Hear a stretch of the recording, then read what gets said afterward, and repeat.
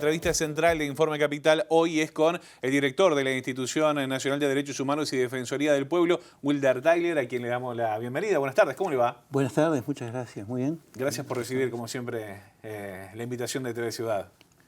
Es un Bueno, gusto. una charla que va a tener varios asuntos, pero vamos a arrancar con un tema que se gestó en esta jornada, ¿no? Hoy allí en la sede de la Institución de Derechos Humanos se habló de la ley de urgente consideración, una actividad que buscaba de alguna manera la opinión, los pareceres, curiosidades, propuestas, ¿por qué no?, de la sociedad civil. ¿Cómo estuvo esa reunión? Muy interesante, muy intensa y con una reflexión muy sólida con el tipo de conceptos que se vertieron. Hubo mucha gente, vinieron muchas organizaciones sociales. Y algunas características del debate fueron muy interesantes. Uno piensa en lo que ha sido la discusión en los medios, por ejemplo, y claro, es el tema de derechos civiles y políticos que aparece con mucha fuerza, sobre todo las nuevas atribuciones policiales, el Código del Procedimiento Penal. Sí.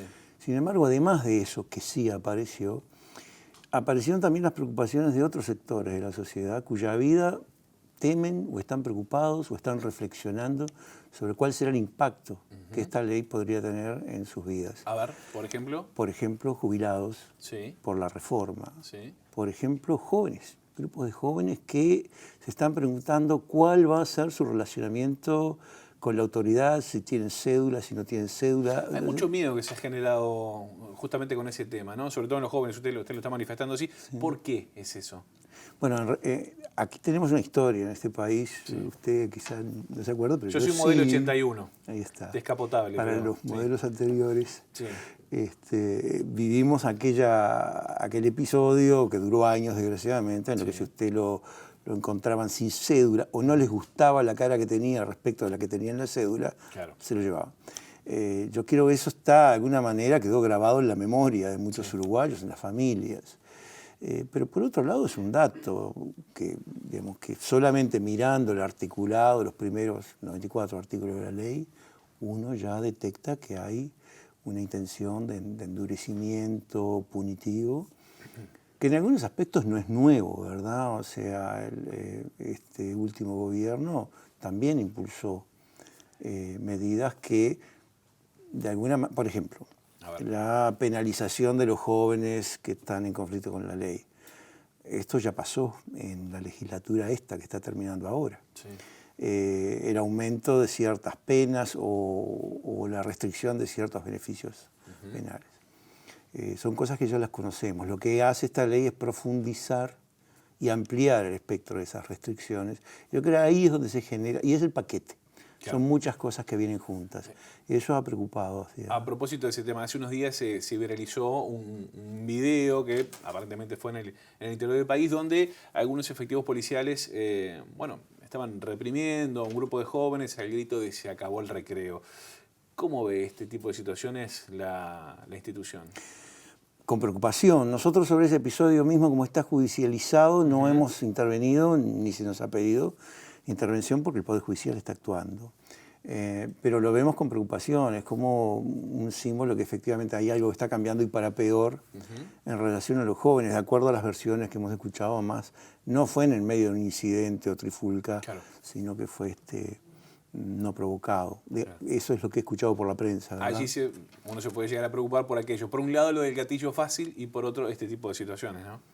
Sí, en realidad hay un paquete general, ¿verdad? Que recorta ciertos derechos, cosas en las que la institución ha hablado y sobre las que ha reflexionado por mucho tiempo. La presencia del abogado en la primera fase del interrogatorio, por ejemplo, nos parece muy importante. Con la intervención exclusivamente policial al principio, en ese periodo, esa parte se va. La misma presencia del fiscal, o sea, la investigación que se hace sin la presencia del Ministerio Público. Son cosas que son tendencias, digamos, marcan tendencias que preocupan. No entramos al análisis de articulado porque sabemos que va a cambiar. Claro, sí. Hay que recordar que esto es un anteproyecto de ley que va a ser discutido a nivel parlamentario. Usted decía, jubilados, jóvenes, algunas de las inquietudes. Con todo el material recabado en esta jornada, bueno, va a elaborar un documento la institución. Hay que destacar algo, ¿no? También la institución tiene la potestad de alguna manera, interferir o sugerir algunas modificaciones. Oh, absolutamente, y lo vamos a hacer. Exacto. Le aclaro que además había migrantes, grupos afro, sindicatos, grupos de profesores, o sea, bien había variopinto muy variopinto, y todos ellos con una reflexión muy asentada, muy serena, diría yo, pero al mismo tiempo de sustancia, que fue lo importante. Ahí está, bien. Bueno, ¿en cuánto tiempo estamos hablando para elaborar un documento allí? Por parte de... Pronto vamos a tener un resumen en muy poquitos días, pero el debate este lo vamos a seguir. En cuanto haya un texto de proyecto de ley, la institución allí sí se va a pronunciar, por lo menos sobre parte del articulado. Un anteproyecto de ley que es muy extenso, ¿no? Tiene más de 450 artículos, es muy pesado de leer porque además hay que comparar lo que propone con la ley actual. Vamos a tener para discutir. Sí, hay muchísimos reenvíos, muchos reenvíos legales, hay una serie de referencias a otras normas y hay derogaciones también. Está bien. Bueno, aprovecho para cambiarle de tema, ¿no? A fines del año pasado, el Poder Ejecutivo decidió trasladar todo lo referente al Grupo por Verdad y Justicia a la órbita de la institución. ¿Cómo se ha ido instrumentando eso, teniendo en cuenta, bueno, el trabajo que se hizo antes, el que se va a hacer ahora? ¿Cómo se viene manejando ese tema? Bueno, estamos trabajando con un criterio de dar continuidad a los trabajos que había llevado adelante el Grupo de Verdad y Justicia. En algunos aspectos es una continuidad firme, digamos. Estamos en el Batallón 13 y en el Batallón 14. A mediados de enero comenzaron las excavaciones de nuevo, ¿no? En el 14, sí. Las del 13 nunca habían terminado, digamos. Siempre se siguió trabajando en el área cautelada. A fines de diciembre se cautelaron 3 áreas del Batallón 14. Se está terminando el trabajo en la primera, que es la más chica, sin resultados. Sin resultados. Sí, por el momento, ¿verdad? O sea, pero sin resultados notorios. Se está haciendo ese trabajo entonces y, bueno, se sigue el proceso de investigación. En la campaña se habló de este tema, se habló mucho, algunos más, otros menos. ¿Hay consenso político para seguir trabajando en la temática? Yo creo que ese es el fenómeno nuevo en este tema, ¿verdad? Este es un tema que es de altísima sensibilidad para nuestra población, para los uruguayos. Había una encuesta que era que cerca del 70% de los uruguayos pedían que la búsqueda de los desaparecidos continuara, lo que quiere decir que cruza a través de todo este espectro político. Pero lo que fue más interesante para nosotros fue eso, la búsqueda de consensos. La ley que hizo esa transferencia fue votada por todos los partidos políticos en el Parlamento. Hubo después el desglose de algunos artículos en particular en las que miembros de ciertos partidos no los votaron. Pero esa ley, todos los artículos tuvieron mayoría y el concepto general de la ley fuera que la búsqueda continuara en manos de la institución fue aprobado y promovido por todos los partidos políticos, lo que es un dato índice no menor y bueno, que permite abrigar un cierto optimismo que estamos en el buen camino, por lo menos en cuanto a la determinación de hacerlo. Claro, es que, a ver, más allá o más acá, y capaz que ahí entro en el terreno de la opinión, no me gusta que los periodistas opinen, pero me parece que es una cuestión de empatía, ¿no? Por más que uno no tenga, por ejemplo, familiares desaparecidos, uno siente la búsqueda de los familiares como propia. Nos pasa generalmente cada vez que hablamos con referentes de familiares. Y en ese marco le quiero preguntar cómo inciden las declaraciones, por ejemplo, de Manini Ríos, senador electo, ex comandante en jefe del Ejército, que en algún momento de la campaña dijo que había que dar vuelta a la página. En algún momento de la campaña dijo que había que dar vuelta a la página. Y después dijo que estaba comprometido con la búsqueda de los desaparecidos. Yo me quedo con los segundos. ¿Con qué Manini nos quedamos? No, con el segundo. El segundo. Con ese que dijo. Con ese podemos hablar. A él lo vamos a ir a ver. Para discutir este tema, para pedir apoyos para la institución en las funciones que está... Y no solo con el senador Manini, vamos a ir a ver a todos los que dijeron eso, que son prácticamente todos. Lo de dar vuelta a la página puede tener más de un sentido. O sea, yo creo que todos queremos dar vuelta a la página. El problema es saber cómo se da vuelta. ¿Se da vuelta con la verdad o se da vuelta con los ojos cerrados? O sea, ¿sabemos qué fue lo que pasó o seguimos sin saber dónde están los uruguayos que faltan? Ese es el tema. A propósito de eso, saber qué fue lo que pasó. Siempre se ha hablado, siempre se dice que hay una especie de pacto de silencio entre referentes políticos, entre militares. No se lo voy a preguntar a título de director de la Institución de Derechos Humanos, pero a título personal, ¿qué opina a propósito de eso? Mire, yo creo que por lo menos durante una cantidad de años hubo en vastos sectores de la clase política en este país un entendimiento de que este era un tema que era mejor no seguirlo, que fue el resultado de la ley de caducidad. Más allá de lo que hubieran estado diciendo la Comisión Interamericana, el Comité de Derechos Humanos de la ONU, otros órganos de Naciones Unidas, etc. No sé si era explícito o era tácito, pero que era efectivo sin lugar a duda porque se bloqueó durante muchísimo tiempo la búsqueda. Yo creo que desde aquel momento hasta ahora hemos ganado mucho. Como sociedad, como comunidad, hemos ganado mucho con este nuevo consenso, ¿verdad? Aquella frase de Mujica, recuerdo, esto se va a terminar cuando reventemos todos. Sí, pero se equivocó. Sí. Tendría que preguntarle a los españoles, que 80 años después, por no haber abierto las fosas, siguen debatiendo con tremendos niveles de división social, con tremendos niveles. Es muy interesante y muy triste a veces lo que pasa en nuestra hermana España, cuando vemos cómo se debate el tema de los desaparecidos. Cuando usted llega a un pueblo y le dicen, sí, allá atrás de esos árboles está la trinchera, ahí está mi tío, pero nunca nos hemos podido ir a abrirlo, nosotros le ponemos flores. Eso es lo que le dice la gente. Es desesperante eso. Es desesperante, y por eso son los nietos ahora los que siguen debatiendo y tienen una ley de búsqueda, ¿verdad?, en España. O sea, no creo que se arregle con eso de que nos muramos todos. Hay que seguir trabajando en ese tema, obviamente. Tyler, ustedes estuvieron reunidos, ¿no?, junto con Mariana Mota, en representación de la institución de la Defensoría del Pueblo, con las autoridades entrantes del Ministerio de Defensa, y seguimos en tema, ¿no? ¿Cómo fue esa reunión con Javier García, con Rivera Elgue, el subsecretario? Fue la primera reunión que tuvimos con el ministro entrante y con el subsecretario Rivera Elgue. Fue una reunión en su tono muy cordial, digamos, como ya habían sido otras comunicaciones anteriores, por teléfono, etc. Y en la sustancia confirma esto que le estaba diciendo en cuanto a la determinación del ministro entrante de apoyar esto. Lo entiende que es un tema de principio. Dijo algo muy interesante y que es lindo proyectarlo hacia adelante. Dijo, bueno, hay una ley que nos obliga, pero nosotros, si no hubiera ley, esto lo quisiéramos hacer igual. Eso es lo que yo le digo, que creo que indica la existencia de un consenso en esta materia. Un gesto de humanidad, de alguna manera. Yo creo que sí, que hay un impulso humanitario que se ha instalado en la clase política en esta materia y que queremos aprovechar. Hay consenso político, a veces ha faltado cuestiones de humanidad. ¿Qué falta para saber la verdad? Bueno, hay un sector que ya no está activo, ¿verdad? Pero, digamos, lo podemos ubicar entre ciertos militares retirados. Tampoco creo que sean todos, que sabe lo que pasó.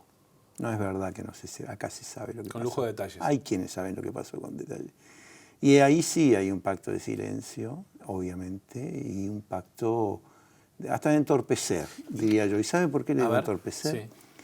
Por la cantidad de información equivocada. La mal llamada fruta podrida. Sí, digamos. Carne podrida. O sea, hay muchas maneras sí. que ha llegado, ¿verdad? Porque cuando usted mira los testimonios que han llegado, muchos de ellos anónimos, lo que eso ha favorecido también, pues yo le diría que hay muchísimas más denuncias de casos individuales que desaparecidos mismos que tenemos contabilizados. Lo que quiere decir que hay algo que está de más allí. Ha habido, eso ha sido una obstrucción. Eso ha lentecido todo lo que es la búsqueda, el trabajo. Yo creo que ha lentecido todo porque evidentemente muchas veces eran relativamente, o parecían, ¿verdad?, en apariencia serias, entonces no había más remedio que ir a buscar. ¿Y usted entiende que eso es profeso? Lo hacen a propósito, digamos. No, no siempre. Creo que hay gente que se puede haber equivocado de buena fe.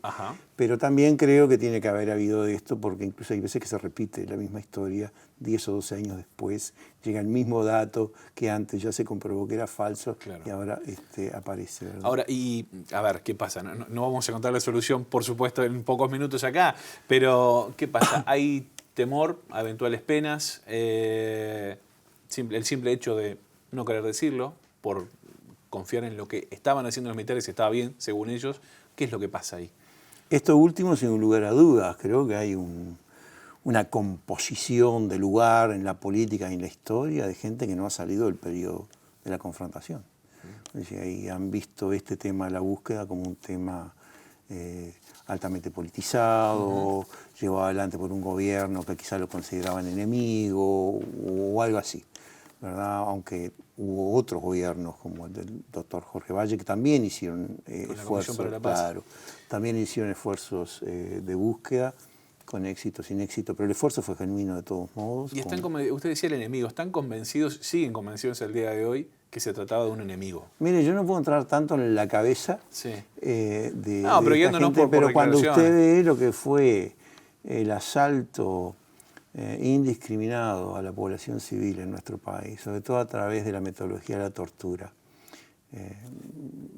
la represión y la arbitrariedad desembosada con que se vivieron aquellos años, solo que aquellos que podrían considerar un enemigo eran capaces de implementar políticas de ese tipo. Algo de eso debe perdurar hoy para que no se quiera tener ese gesto humanitario, porque es eso, es un gesto humanitario que permite a los familiares de gente que ha caído en esto, el reencontrarse, por lo menos en el recuerdo de sus familiares. Luis Acuesta. Usted piensa luchó en toda su vida. Además, bueno, hay una cantidad de personas, no digo, pero piensa como una en referente. Acuestas, piensa en tantas otras madres, en Lucy Barburu, en Tota Quinteros. Y puedo seguir nombrando, sea esto solamente a título de ejemplo, pero también piensa en ejércitos en otros lugares del mundo y en grupos armados. Sí. El ejército republicano irlandés hace años dijo dónde estaban las personas que ellos habían desaparecido. Me reveló esto para que esos irlandeses del norte pudieran reencontrarse con los familiares que faltaban. La desaparición forzada es un crimen de infinita crueldad. Entonces, esa crueldad todavía está instalada en nuestra sociedad. Hay que reconocerlo. Al mismo tiempo, creo que tenemos que felicitarnos de este consenso que ha surgido y que la gran mayoría de la población, diría yo, está a favor de la búsqueda. El bolsón de los crueles, si usted quiere, es chico. Es chico. Es chico. Sí. Me quedo con esa frase. Me queda un minuto, Tyler, y le quiero consultar a propósito de una declaración de prensa que hizo Fabiana Larroula, la hizo al matutino La Diaria, que entre otras cosas decía que había preocupación en el equipo de investigación histórica por la continuidad de las investigaciones. Si bien no pertenece a la institución, ¿qué opinión le merece este tema? El tema es así. A ver. La ley que nos atribuye la búsqueda de los desaparecidos a la institución nos atribuye otras funciones, entre ellas ser repositorio de los archivos del periodo de la dictadura, que tienen que ver con derechos humanos, ¿verdad? Hay otras funciones que van para el Ministerio de Educación y Cultura. El Poder Ejecutivo debe continuar digitalizando materiales, pero no se dice, la ley no se pronuncia sobre lo que ocurre con el trabajo de investigación histórica, que es un trabajo específico, ¿verdad?, que hace análisis de contexto, en el contexto en que se produjeron las violaciones de derechos humanos y que consideramos importante. Eso no está resuelto por la ley, o sea que sí, efectivamente, hay interrogante. Hay que meter ahí un lápiz. Bueno, o que sencillamente el Poder Ejecutivo entrante resuelva que se mantiene una unidad, o que la universidad lo haga, o que el Ministerio... Yo creo que es un elemento que es importante que esté también, ¿verdad? No solo para la búsqueda de los desaparecidos, para todo. Para todo. Tyler, como siempre, un placer la charla con usted. El placer es mío.